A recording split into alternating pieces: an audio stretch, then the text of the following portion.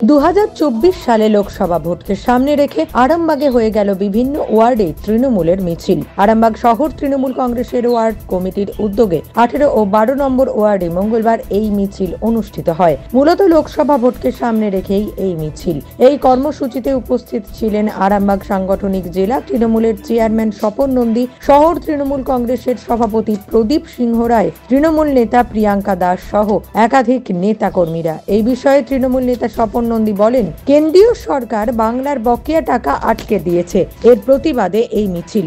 আপনারা জানেন যে কেন্দ্রীয় সরকার যে 100 দিনের টাকা, আবাস যোজনার টাকা যে তাছাড়া আমাদের যে কেন্দ্রীয় সরকারের যে আমাদের কর্মসূচিগুলো সমস্ত টাকা আটকে দিয়েছে, তারই প্রতিবাদে আমাদের মাননীয় মুখ্যমন্ত্রী মমতা বন্দ্যোপাধ্যায় তিনি আমাদের দলকে যে নির্দেশ দিয়েছে সেই নির্দেশ অনুযায়ী আমাদের যুবরাজ, আমাদের অভিষেক বন্দ্যোপাধ্যায় সেই নির্দেশ আমাদের সাংগঠনিক জেলাকেও দিয়েছে। সাংগঠনিক জেলার পক্ষ থেকেও আমরা প্রত্যেক বুথে বুথে আমাদের মিছিল হচ্ছে। সেই মিছিলে আমরা আজকে আরামবাগ টাউন তৃণমূল কংগ্রেসের পক্ষ থেকে কালীপুর থেকে যে হচ্ছে, আমরা এখানে সকলে উপস্থিত হয়েছি। আমাদের প্রাক্তন বিধায়ক দীনচন্দ্র সাঁতরা থেকে আরম্ভ করে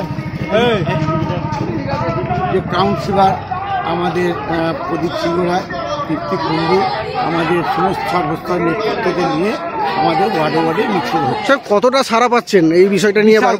বিশাল মানুষ এ করছে যে টাকা দিচ্ছে না, এ করছে না, সেই জন্য কেন্দ্রের বিরুদ্ধে প্রত্যেকে একদম ঝাঁপিয়ে পড়েছে। আজকের মিছিলটা কি বুঝতে পারছেন যে আজকে এই মাত্র 2টো ওয়ার্ডের মিছিলে হাজার মানুষ আজকের মিছিলে উপস্থিত হয়েছে। অপরদিকে আরামবাগ শহর তৃণমূল কংগ্রেসের সভাপতি প্রদীপ সিংহ রায় বলেন, কেন্দ্রীয় সরকার বাংলাকে সব দিক থেকে বঞ্চিত করছে, এর প্রতিবাদে এই মিছিল। আপনারা জানেন যে কেন্দ্রীয় সরকার যেভাবে বাংলাকে সর্বদিক থেকে বঞ্চনা করছে, তারই প্রতিবাদে আজকে মিছিল। বাংলার আবাস যোজনা, বিভিন্ন উন্নয়নমূলক কাজে সেসব টাকা আটকে দিয়েছে এবং বিভিন্নভাবে মিথ্যে প্রতিশ্রুতি দিয়ে আটকে রেখে দিচ্ছে। তারই প্রতিবাদে আজকে আমাদের এই শহর তৃণমূল কংগ্রেসের আমাদের এই 12 এবং 18 নম্বর ওয়ার্ডের আজকে মহা মিছিল। আমাদের এইটা ধাপে ধাপে বিভিন্ন ওয়ার্ডে আরম্ভ হয়েছে। নিউজ আজ বাংলা, আরামবাগ। নিঃসন্তান হওয়ার কারণ স্বামী বা স্ত্রী যে কেউ হতে পারেন।